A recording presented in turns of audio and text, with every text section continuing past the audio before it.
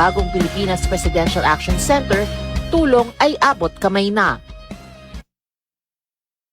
14 days na lang instead of 28 days. These are Ganito the na po tayo. reinforcements. Opo, ito na ho yung dagdag na reinforcements pa ito. Matagal nang hinihintay ng mga Pilipino ang mas maayos na biyahe. Nung bago ito, maganda pa ito eh. Naalala ko kami nung dinala kami rito nung father ko, kaya may Maharlika Highway. Para meron tayong isang highway mula Apari hanggang Hulo. Yung commercial traffic natin. Sa buong bansa, tuloy-tuloy ang trabaho. Isa-isang inaayos ang mga bagay na magpapagaan sa buhay ng mga Pilipino.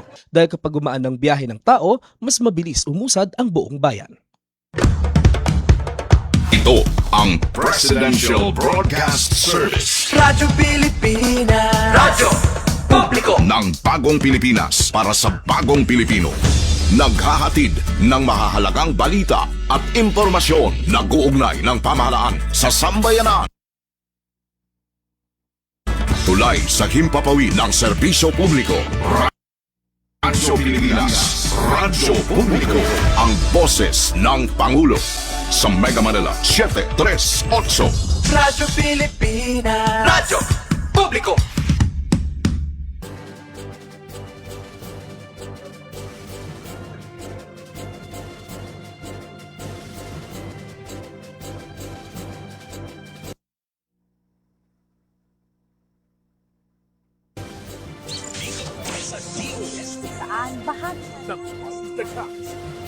Ang DOST sa radyo.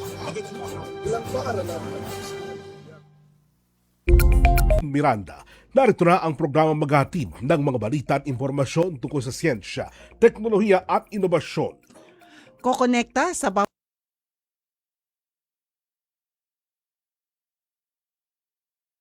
Pilipino saan mang sulok ng mundo, dala ang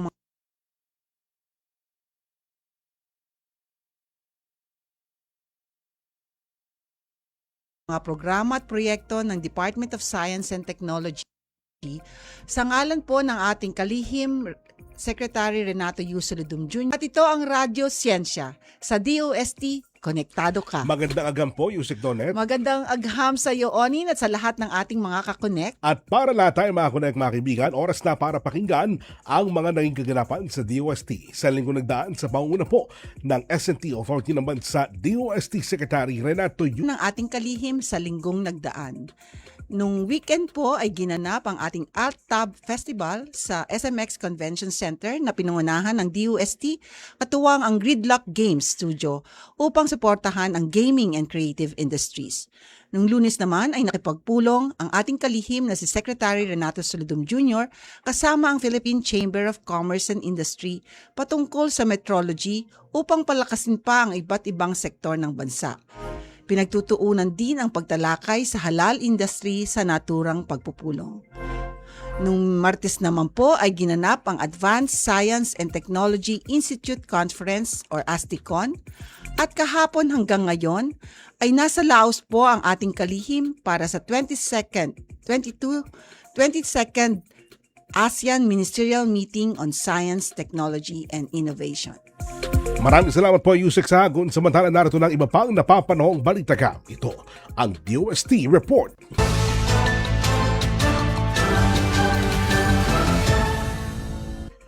Opisyal nang binuksan ang Altab Festival 2026 sa SMX Convention Center sa Manila, Pasay City.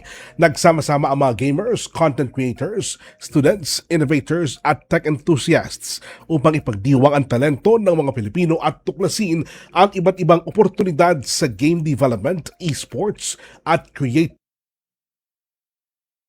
industries. Tampok dito ang iba't ibang interactive exhibits tulad ng Game Dev Challenge Regional Winners Showcase kung saan ipinakita ng mga aspiring Filipino game developers ang kanilang mga laro.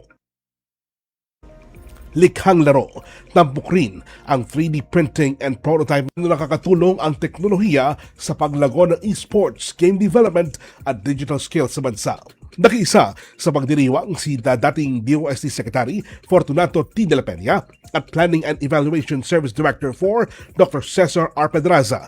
Dinalohan din ito ng mga opisyal mula sa DOST at iba't ibang industry partners tulad ng Red Fox Technologies at Filipino Inventor Society. Sa pagtatapos nito, muling pinagtibay ng DOST ang kanilang commitment na patuloy na suportahan at paunlarin ang digital creative industry sa bansa. Samantala, sinisikap ngayon ng DOST PTRI na mas palaganapin ang pagsunod sa Philippine Tropical Fabrics or PTF Law o RA 9242.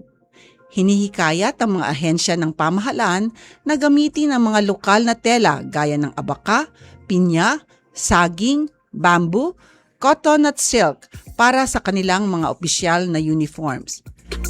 Sa pamamagitan nito, maaari umanong ma-unlock ang napakalaking 17.8 billion annual market na makakatulong ng husto sa ating mga lokal na magsasaka, weavers at manufacturers. Bukod sa pagpapasigla ng ating ekonomiya at local value chain, mas eco-friendly at mababa rin sa carbon emissions sa mga natural na telang ito kumpara sa polyester. Kaya naman sa pamamagitan ng kanilang Frontier Program at pagpapatayo ng mga textile innovation hubs sa buong bansa, patuloy ang DOST PTRI sa paggabay, pagbibigay ng testing at certifications, at pagkonekta sa mga producers at designers para maging madali at swabe ang transition na ito para sa lahat. Maganda sana yan na ayusin doon, mahikayat ang mga local government units, ang lahat ng mga ahensya ng pamahalaan na sumunod dito sa simpleng kahilingan ng DOST PTRI. Totoo. At nagsimula na tayo sa DOST. Marami na, palagay ko ilang beses na tayo nagpalit ng uniform at ang gumagamit natin ay natural tropical fibers. Ayun. Ang natural tropical fibers niyan, mga kaibigan, tulad ng abaka, pinya, saging, bamboo, cotton at silk.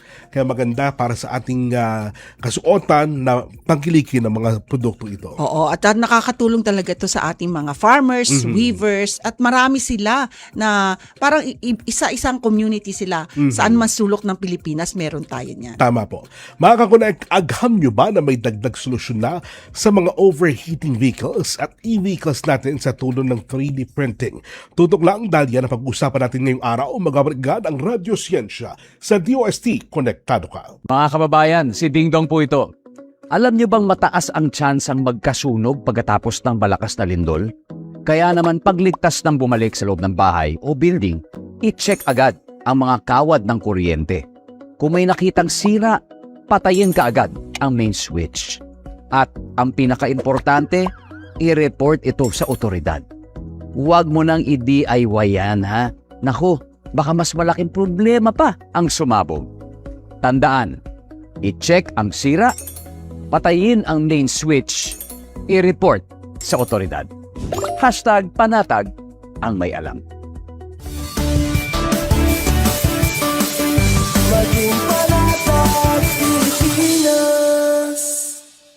Radyo Pilipinas is on Viber. Viber.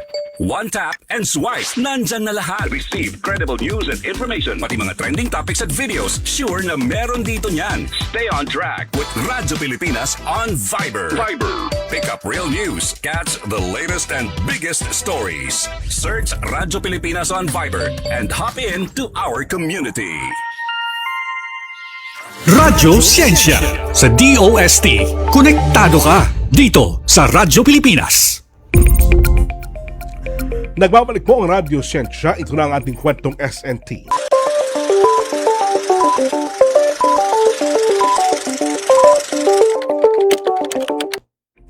Mga kakunek, agham nyo ba na ang isa sa pinakamalaking kalaban ngayon ng mga makabagong electric vehicles o EV ay walang iba kundi ang matinding init ng panahon? Habang papaliit at papalakas ang mga makina ngayon, mas madali sila mag-overheat na pwedeng sumira sa mga baterya ng ating mga sasakyan. Tama yan, Onin. Pero don't worry dahil ang DOST may cool na solusyon dyan. Sa tulong ng 3D printing, nakagawa sila ng isang lightweight liquid cooling system para sa cooling efficiency ng mga EV na sasakyan. At para talakayin ang project, AM Polycools o Additively Manufactured Polymer-Based Liquid Cooling System for EV or electric vehicles, makakasama natin ang isa sa ating S&T Fellow na si Dr. Emmanuel or Eman Ariola. Magandang agham po, Doc Eman. Magandang agham po, Yusek. Ayan, Doc Eman. Bago natin talakayin ang proyekto, nalaman namin kanina, nakasama ka sa mga tinatawag nating S&T Fellows. Para sa ating misyon ng atin at paano kayo napadpad dito sa DOST MIRDC. Yes po, Yusek. So, ang S&T Fellow ay isa pong programa ng DOST. So, ito po yung programa nila para gamitin yung mga advanced technical expertise ng ating mga researchers para masolusyonan natin yung mga problemang pang-industriya ng Pilipinas. So, para mapabilis din yung ating mga innovation and also para magsilbing tulay sa pagitan ng academe at sa mga local industry. Doon naman po sa napunta ako sa DOST MIRDC, nagkaroon kasi ng post ang DOST MIRDC with regards sa call for S&T Fellow. And nagkataon po na ang hinahanap nila ay naaayon sa aking expertise based sa aking PhD study. So, gusto kasi namin mapaunlad yung local manufacturing industries tsaka yung metalworking technologies gamit ang advanced manufacturing. Tapos, nagkataon na yung PhD ko is about advanced manufacturing na ginagamit sa power electronics. Ayun. Si Doc Eman, by the way, sa pakikipagkwentuhan natin kanina, ay isang scholar. DOST scholar mula MS at PhD niya. At ngayon, ginagamit niya ang kanyang kaalaman para sa pagsagot sa ilang mga common problems o evolving problems dito sa ating bansa. Nako, tama-tama yan. At ang pag-uusapan natin ngayon ay tungkol sa mga electric vehicles or EVs. At sila yung itinuturing na future ng green transportation. Pero behind the quiet motors, ano po ba itong tinatawag na thermal bottleneck o yung grabe at matinding problema sa init na naranasan ng mga EV manufacturers sa buong mundo? Well, thank you, Kuya Onin. No? So, sa loob kasi nung EV, yung tawag dyan is yung traction inverters or yung puso nung EV natin when it comes sa pagdidistribute ng current sa loob ng EV. So, habang pinapataas natin yung power density, bumibilis yung sasakyan, tumataas din naman yung init na napoproduce nito. So, power density nabanggit ko. So, power density is like, you have a juice box. So, yeah. So, it's like Juice box. Yes, juice box. So, yung mga Tetra Pak na juice. Yeah, okay. So, imagine niyo yun. It's like, how fast can you pour out the juice out of the box? Ang tawag doon is power. Ngayon, yung size nung Tetra Pak natin, ang tawag doon is yung volume. So, power over volume, that's the power density. Ngayon, ang power density is like asking, how much juice or how much power can I squeeze out of this box? Gaano kadami yung mapipiga ko? And then, i-compare ko sa gaano kalaki yung box. Ayun. Gaano nga ba kalaki, sir, yung box? Or yung pinag-uusapan natin, ano? Opo. Yeah, so, actually, nakabase yan lagi sa kilowatt per liter. So, ang labanan dyan is gaano karaming kilowatt ang mailalagay mo sa loob ng isang litro. So, yeah. Okay. Kapag sinabing low kilowatt per liter, parang mayroon kang malaking box. Tapos, may konting juice ka lang na nasa loob. Pag sinabi naman na high kilowatt per liter ka or high power density, meron kang maliit na box. Pero punong-puno siya. Okay. So, you can just simply spray yung juice out palabas kasi nga punong-puno siya, madali siyang i-squeeze.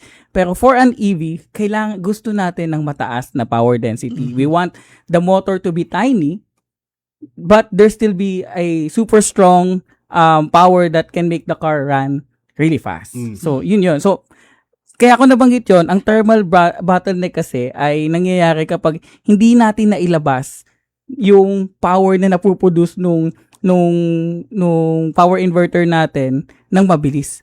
So mag-overheat ngayon yung EV natin. And kapag may thermal throttling, automatic na may safety feature yung EV natin na bababaan ko yung performance ko para hindi ako masunog o hindi siya masira. Alright, Dr. Eman, babalikan ka namin na USEC. We'll pause for this break, pero papasukin muna natin ang isang pag-uulat. Alamin natin yung pahayag po ni Pangulong Ferdinand Marcos Jr. sa endorsement po ng Philippines Public Financial Management o PFM Reforms Roadmap 2024-2028 Midterm Update. At may report tungkol dyan si Raquel Bayan. Raquel. Mula sa Presidential Communications Office at Radyo Pilipinas Nationwide, ito ang Presidential Live Event. Presidential Live Event. Yes, magandang hapon. Pakinggan na natin si Pangulong Ferdinand Marcos Jr. ngayong hapon. May Planning and Development Secretary Arsenio Balisacan. Please. The Budget and Management Secretary Kim Robert De Leon and the other members of the cabinet here present. The Public Financial Management Committee principals, members and resource institutions, Asian Development Bank President Masato Kanda and development partners, my fellow workers in government, other distinguished guests, ladies and gentlemen, good afternoon. On this occasion, we reaffirm a simple but defining belief of this administration. Public funds belong to the people and must always be spent for their benefit. The Philippines Public Financial Management Reforms Roadmap 2024 to 2028 midterm update gives us the framework to put this belief into action by strengthening the systems that ensure that every peso is carefully spent and accounted for.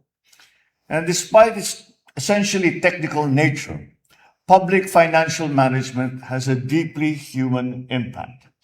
It determines whether schools are built on time, whether hospitals are equipped, whether farmers and fisherfolk are supported, whether infrastructure projects are completed efficiently, and whether assistance reaches its intended beneficiaries. Yet many of our citizens see government budgets as complex, inaccessible, and removed from their daily lives. This should not be the case. We need to make government budget and spending easily accessible and understandable for any Filipino who has any interest whatsoever in finding out where their money is going. And that is why we continue to build a government that acts with transparency and delivers with discipline and accountability. Since the first endorsement of this roadmap in 2024, we have taken important steps towards these goals. The new Government Procurement Act was enacted to strengthen accountability in public procurement and reduce opportunities for abuse. We also strengthened fiscal management through the Budget and Treasury Management System, or BTMS, which serves as an online ledger where transactions are mapped in real time from purchase to payment. We continue to empower local governments by providing stronger fiscal support through the Local Government Support Fund, or LGSF.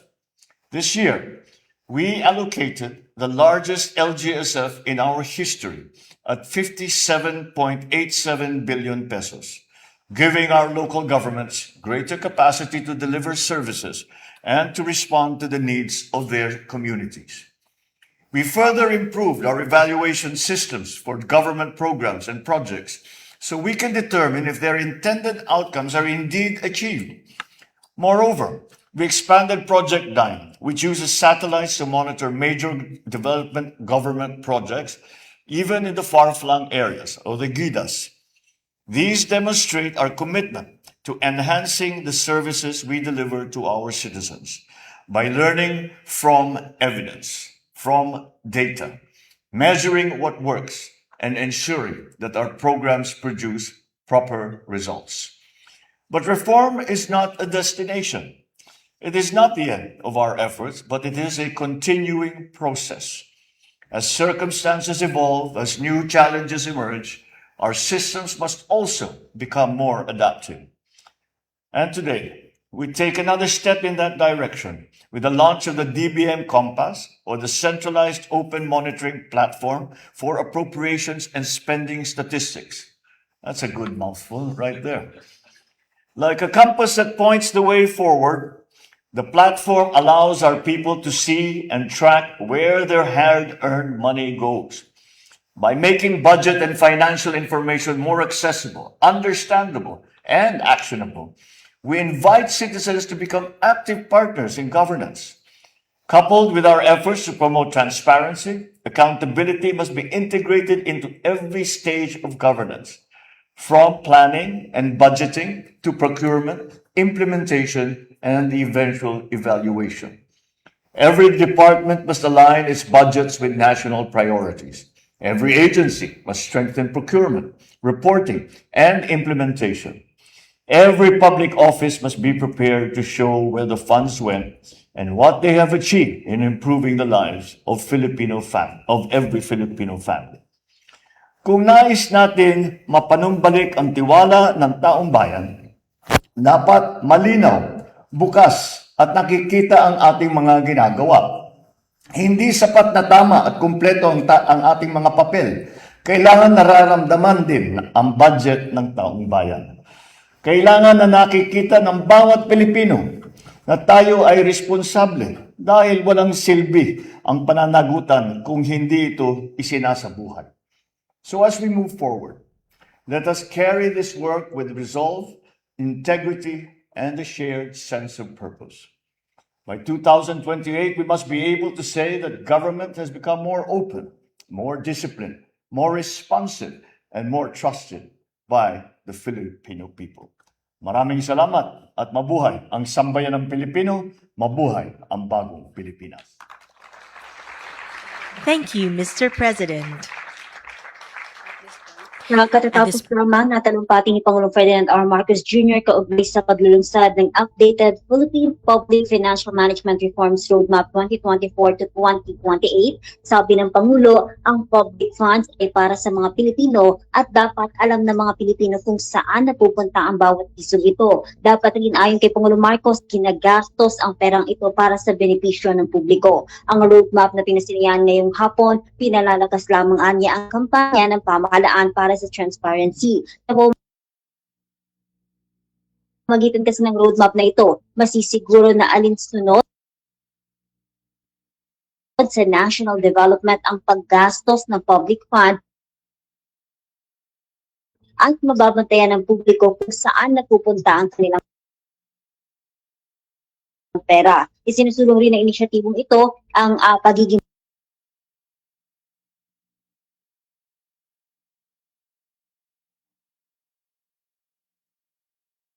bukas ng pamahalaan, pagpapaigting sa mga proyekto at programa ng Pilipino, lalo na yung mga nasa malalayo o mga nasa liblib na lugar. Tutulong rin ang inisyatibong ito, ang roadmap na ito, upang masiguro na nagpo-produce ng maganda at nararamdamang resulta ang mga proyektong ginagastusan ng gobyerno. Ngayong hapon, inilunsad din yung DBM Compass o Centralized Open Monitoring Platforms for Appropriations and Spending Statistics. Ito naman fund. Hinihikayat ni Pangulong Marcos ang lahat ng Pilipino na i-utilize o gamitin itong website na ito at magbantay kung saan pupunta, kung saan nagagastos yung pera ng taong bayan. Isang paraan rin ito ay kay Pangulong Marcos para maibalik yung tiwala ng taong bayan dahil dapat anya na manatili bukas ang gobyerno. Dapat nakikita ng publiko yung responsableng paggastos. At sabi ni Pangulong Marcos, ipagpapatuloy dapat yung trabaho ng mayroong integridad.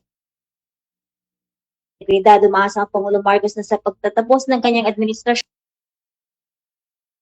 sa 2028, maipagmamalaki nila na ang kanyang administrasyon, irresponsable, mas bukas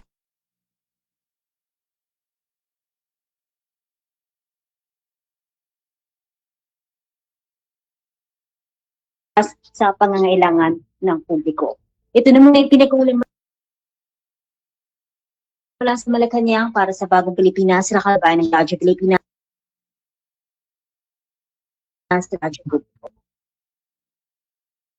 Radyo Pilipinas Nationwide. Ito ang President.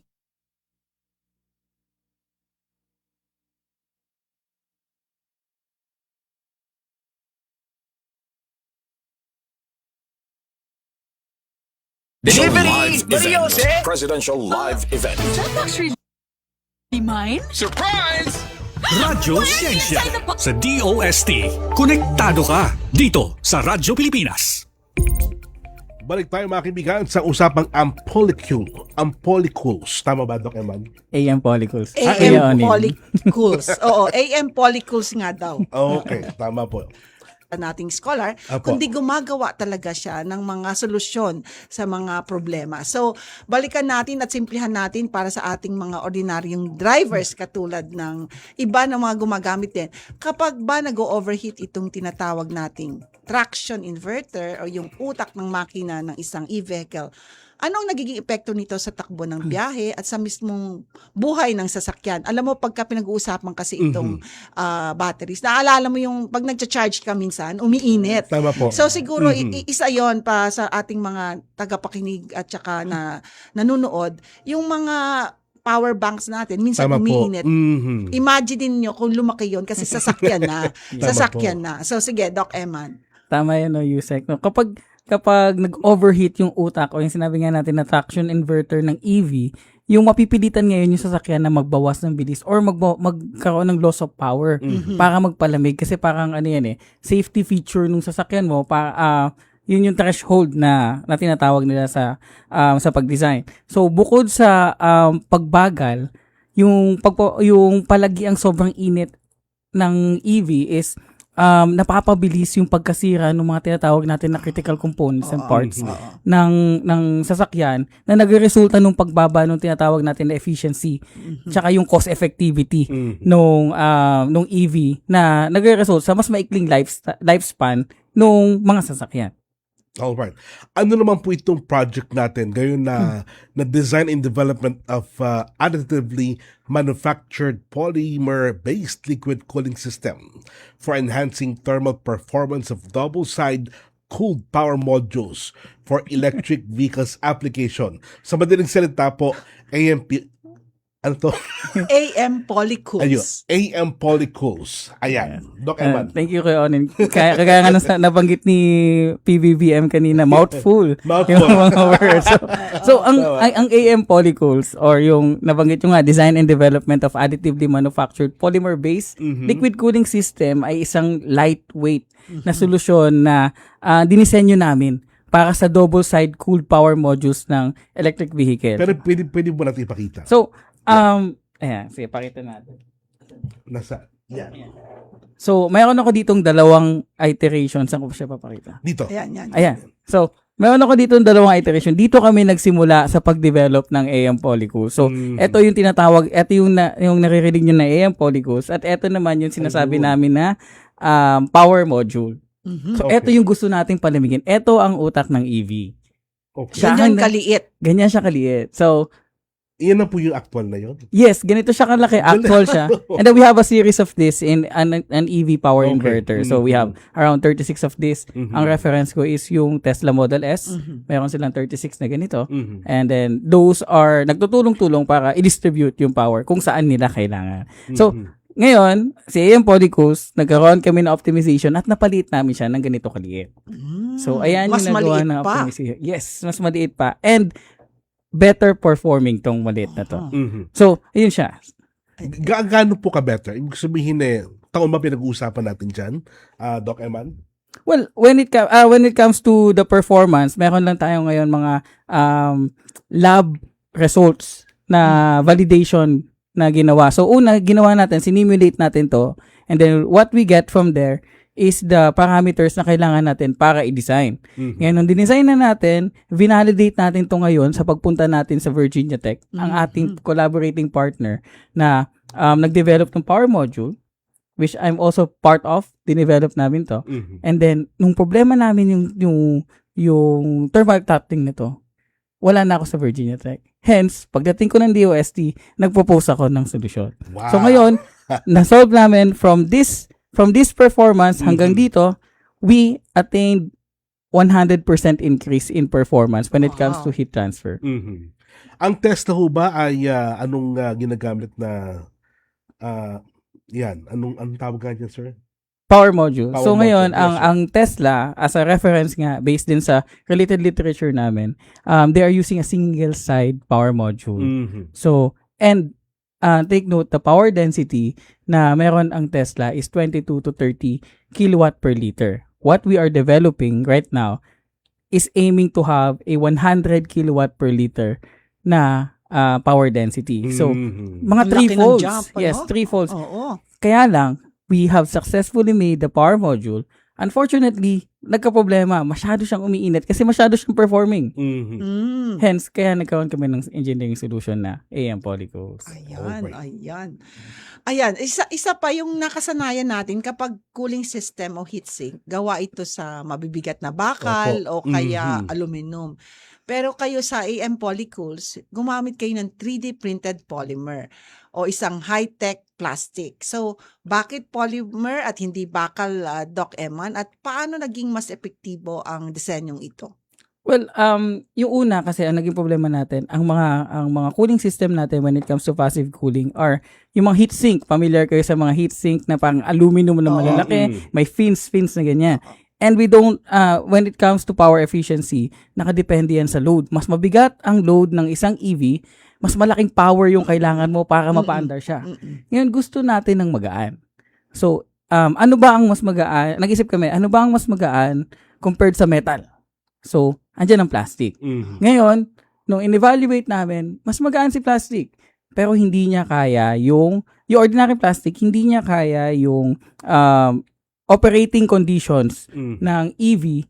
Kaya, nagkaroon kami ng materials research. Ngayon, we evaluated yung mga available material na meron ngayon na ginagamit sa aerospace, na ginagamit sa mga power electronics, na may compatible dito sa gagawin namin application. Hence, we arrive at sa mga high temperature resin tsaka sa mga engineering plastics. And then, nung nakita namin na pwede yun, we did computational fluid dynamics or sinimulate namin kung paano gumalaw yung mga fluid sa loob, paano siya magiging efficient, mai-design na namin siya. Ngayon, 3D printing is a really appropriate technology para ma-materialize yung design namin kasi it has intricate designs sa loob na hindi kaya ng mga conventional manufacturing. Kasi when you are doing 3D printing, nakuha namin yung mga features na na-design namin based sa simulation. Yung tanong ko lang, Doc Eman, ito bang mga materials na ginamit nyo ay readily available? Ibig sabihin, hindi na siguro in-import, pero at least nakukuha dito. At saka, gaano kalaki yung team nyo? Sigurado, hindi lang si Doc Eman, meron isang material scientist, etc. na nagtulong-tulong para mabuo yung maliit na yon. Yes, Doc. So, tama yan yung Yusek. So, dun sa materials na yon, ang in-evaluate pa lang namin as of now is ano yung commercially available. Kasi we have 1 year duration to solve this problem. So, ano yung commercially available? And then, we evaluated all the parameters that it can withstand. Tapos, kung ano yung pumasok sa range na kaya na binibigay ng operations ng EV, sinelect namin siya. And then, we do advanced manufacturing, DFAM, design on additive manufacturing. Tapos, tinry namin siya i-print. Ngayon, that's the base model. So, if we want to optimize pa yung material selection part, doon na papasok yung material research. That is another avenue for optimization. Kumbaga, mai-improve pa. And when it comes to my team, so I have 3 very brilliant researchers under AM Polycos, si Engineer EJ Ignacio, si Engineer Ren Untalan and Engineer Avery Arroyo. Those are 3 great minds talaga. Na tumulong sa akin para i-design to. Imagine, there are 3 principles behind this one. Hindi siya basta lang na naisip namin na topology optimization and everything. Meron niyang mga features sa loob na isa-isa nila yung in-investigate. And then, what we did is pinagsama-sama namin lahat yon na nagkaroon tayo ng ganito. And lahat yon naging seamless dahil sa project management din ng aking secretary na si Faith Cabahug. Sobrang efficient nilang team. So, I really commend them. Kasi para rin malaman ng ating tagapakinig at nanonood na lahat ito nangyayari dito sa Pilipinas sa laboratorio ng MIRDC. Kung medyo high-tech ang sinasabi ni Doc Eman, ito po ay ginagawa dito sa atin ng ating mga Filipino researchers and scientists. Doc Eman, tama ba na tinanggal nyo yung traditional na thermal interface o cooling plates? Pinagdikit nyo na sa ng diretso yung liquid doon sa mismo pinagmumula ng init. Yes. So, yan ang isang feature ng AM Polycools natin. So, we actually eliminated the thermal interface material or tinatawag natin na TIM na nag-a-add barrier para sa heat transfer natin. Imagine, imbis na nakukuha natin lahat agad-agad yung init dito sa power module, may nakaharang na nagfi-filter na imbis na lahat sila sabay-sabay, unti-unti niyang binibigay. So, that's additional load para sa pagtanggal natin ng heat. So, hence, from indirect cooling, nagkaroon tayo ng direct cooling. So, yung liquid natin, direkta na niya lang kinukuha yung init dito sa power module natin. Alright. Napaka-exciting ng proyekto ito at sigurado kung gusto pang malaman ng ating mga taga-subaybay kung paano naman ang simulations ito sa computer at nakikipagsabay na ba ang ating mga eksperto sa ibang bansa. Pero bago natin sagutin yan at sagutin ni Dr. Emmanuel, mga connect, tutok lang, magbabalik agad ang Radyo Siyensya. Sa DOST, konektado ka. This is a public service announcement. Delivery! Mariose! Is that box really mine? Surprise! Why are you inside the box? There's nothing I won't do for you. Just like Pag-ibig Fund Multi-Purpose Loan. The loan for your business, tuition, personal needs, and more. Borrow up to 90% of your savings. No processing fee and get fast approval. So you should Apply now for the Pag-ibig Fund MPL via Virtual Pag-ibig! Pag-ibig Fund Solid Kaban. Mula sa Presidential Broadcast Service at Radyo Pilipinas, Radyo Publiko, 738. This is a public service announcement. Public service announcement From PBS, Presidential Broadcast Service at Radyo Pilipinas, Radyo Publiko, 738. Good news! Ang inyong pinagkakatiwalaang Radyo Pilipinas, nasa TV na! Oo, nasa TV na! Ang Radyo Pilipinas 738 AM ay live nang mapapanood sa Channel 3 ng ABS-CBN TV Plus at Channels 45 to 49 ng GMA Affordabox. Kaya may access ka na sa balitang totoo anytime, anywhere. Sa radyo, sa social media at TV. Radyo Pilipinas 738 AM. Radyo Siyensya sa DOST. Konektado ka dito sa Radyo Pilipinas. Nagbabalik po ang Radyo Siyensya sa DOST, konektado ka. Mga connect, ating kilalanin pa ang project AM Polycools or additively manufactured polymer-based liquid cooling system for electric vehicles. Ayan, tama ka, Oning. Kaya naman, si Dr. Eman, tama ba na ang simulation sa computer, iba ang actual test, diba? So nakipagtulungan kayo, sabi mo nga kanina, sa isang sikat na institution, the Virginia Tech sa Amerika, para i-validate ang inyong mga inbensyon. At lumalabas na mababa sa 5% ang deviation, o halos tugmang-tugmang resulta. So kumusta ang karanasan mo ng ating mga Filipino researchers na nakikipagsabayan sa mga laboratory sa US o iba pang bansa? Well, actually, Yusek, nakaka-proud nga. Tsaka nagkaroon ako ng confidence booster. Kasi para sa aming team na makita yung mga ginawa namin is nagkaroon ng result na halos talagang malapit sa nakuha namin sa validation namin sa US. Well, ang kagandahan kasi noon is kumbaga, the quality of data that we have, dahil nga sa guidance na binibigay ni Dr. Lu, Dr. Gu Quan Lu is our partner from Virginia Tech. Sa simulation kasi, nakadepende yan lahat sa in-input mo. Sabi nga nila, garbage in, garbage out. Pero gold in, product out. So, lahat ng nilagay natin doon are gold standards. It is tested material properties, kumbaga, actual yung data na nilagay natin. So, we are highly confident na we are simulating yung possible scenario based on actual data that we have. So nakakatuwa lang din yun na parang dito ngayon sa Pilipinas, we are producing that kinds of simulation and achievement na nakikipagsabayan tayo sa mga renowned researchers kagaya ng Center for Power Electronics sa Virginia Tech. Ayan. Kasi din, alam mo, tinutulungan din natin ang ating mga researchers na magkaroon ng access sa mga tools, equipment, para makipagsabayan. So, isa rin to sa mga pinupuntahan ng ating public funds, capacity building ng tao at researchers, pati ng ating mga laboratories. Ayan. Doc Emma, sa ngayon nakapag-file na kayo ng one invention patent at one industrial design patent para rito. Gaano po kahalaga para sa bansa na i-secure natin ang ating mga intellectual property or IP bago natin ito ilabas sa merkado? Well, Kuya Onin, tama, napakahalaga talaga niya. Lagi nga sinasabi ng ng mga inventors is yung bago mo ilabas yung ginawa mo, kailangan mo yan i-secure. Paano mo siya i-secure? Gamit yung IP or patents. Kasi ito yung protection natin sa mga innovation natin na hindi basta-basta maaagaw o maangkin ng iba. Kasi when it comes to invention, paunahan yan eh. So, kung sino yung unang makapag-file, first to claim. Tama. So, ngayon, sa pag-file ng invention industry, sisiguraduhin natin na yung technology na binuo natin, binuo ng Pinoy actually on this specific scenario is mananatiling pagmamay-ari ng bansa natin and may value pa rin sa merkado pag i-commercial natin.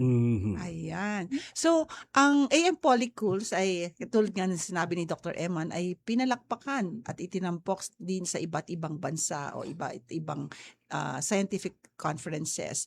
Ano po ba ang naging reaksyon ng ating international scientific community nang malaman nilang gawang Pinoy at galing sa Pilipinas pala ito? Well, actually, nung pinesent natin yan, so nagkaroon tayo ng opportunity para ibahagi nga yung na-develop natin or na-invent natin na cooling manifold sa ECCE Europe. So ito ay sikat to na congress and conference para i-share yung mga advancement on electronics and power industry. Ngayon, after ko mag-present, may mga institution na lumapit sa akin and they were actually asking and inquiring on different parts of the project. Nabanggit ko kanina na maraming features ang AM Polycools. Hindi lang siya basta topology optimization. Meron yan, inanalyze namin yung vortex generator na yung simpleng ganito lang na feature ng simpleng konting nakalabas lang na konting plastic dyan is makakabuo ng vortex. In-analyze namin yon paano siya lalabas and paano namin siya may tatapat sa hotspot. And actually, that is a cool feature or kumbaga, interesting feature when it comes to different application. So, isa yun sa tinatanong sa akin pagkatapos mag-present kasi normally sa conference, they will ask you kung with regard sa details ng ano mo, and then they are also asking for collaboration or probably advices on what they are doing. And maganda yung response. More or less mga 5 ang nagtanong sa akin, different institution on different application and kung paano tayo makakatulong sa kanila. Nako. So marami na kumukuha sa iyo ngayon as consultant, as research partner. Well, we do ano naman, kumbaga normal conversation. So, mag-i-email sa akin, would you have any idea on how am I going to deal with this specific problem based on kasi nag-publish na rin tayo. We have a published paper with this project. And then sabi niya, based on your paper, you did this. Is this applicable for my problem? So, ganun, parang DOST per se can actually give advices and also consultation for different researchers based on these mga ganitong project. At saka ito rin yung paraan para ma-validate din. Yes, ma-validate tama. ang results mo at saka mapalago pa.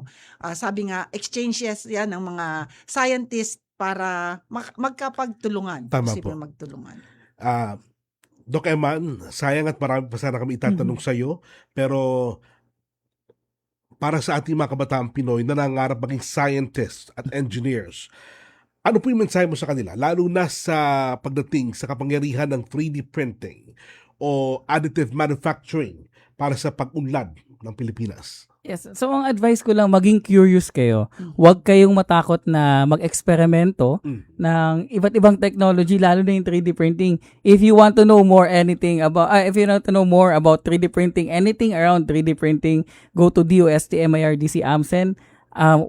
We have all the technologies that you can imagine when it comes to 3D printing. We we can actually give you information from polymer printing, metal printing, ceramic printing, pati concrete printing. We have that on DOST, MIRDC, AMCEN. So, maging curious kayo, lahat ng gusto nyong isolve nyo, and try to link, try to make use or of, kumbaga, take advantage on the technology that we have. Kasi nandyan yan eh. Hindi yan magagamit hanggat hindi nyo gagamitin. And take note, ang imagination nyo lang ang limit pagdating sa 3D printing.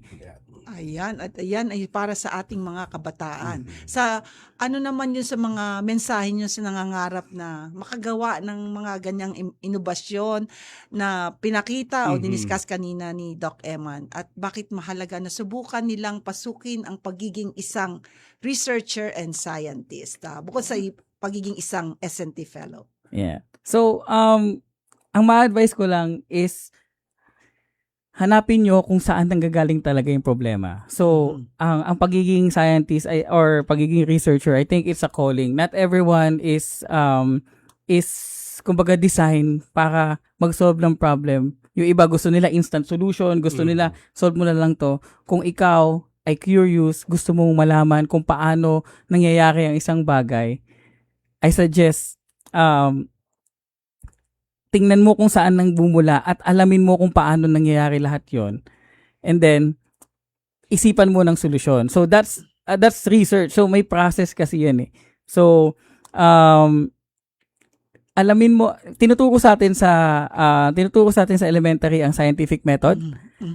Hanggang ngayon, yan pa din ang ginagamit naming mga researchers. Lean onto that. Isabuhay nyo kung paano kayo mag-solve ng problem, scientific method. Later on, madali nyo nang masosolve yung mga gusto nyong malaman. And always read. So, get updated.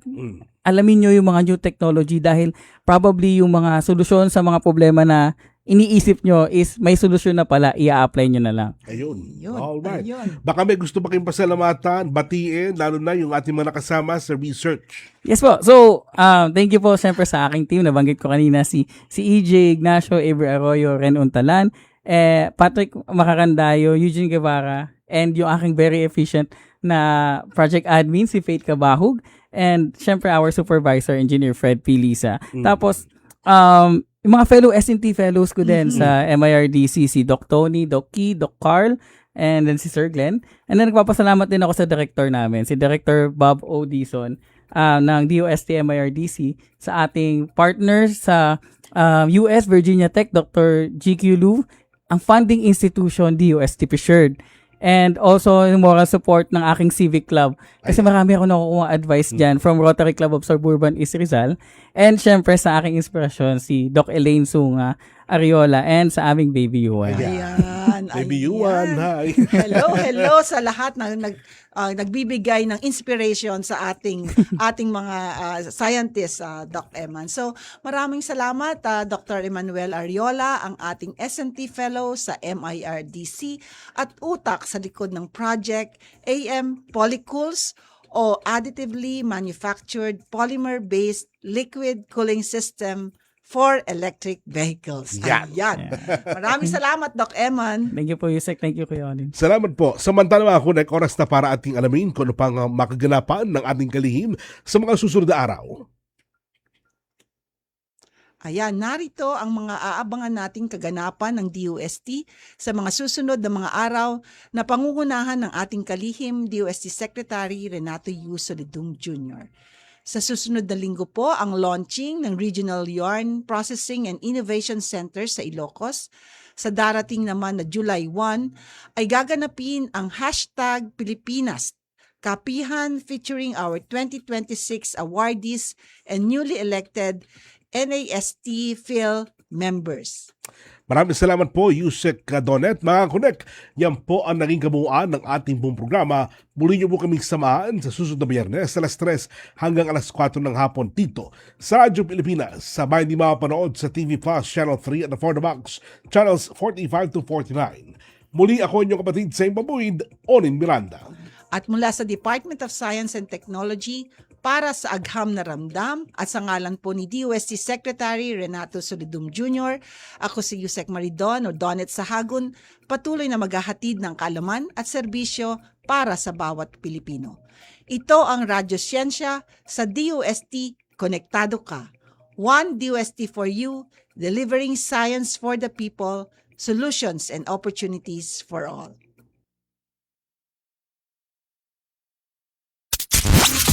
Serving the Republic of the Philippines for more than 75 years. Ito po ang Presidential Broadcast Service.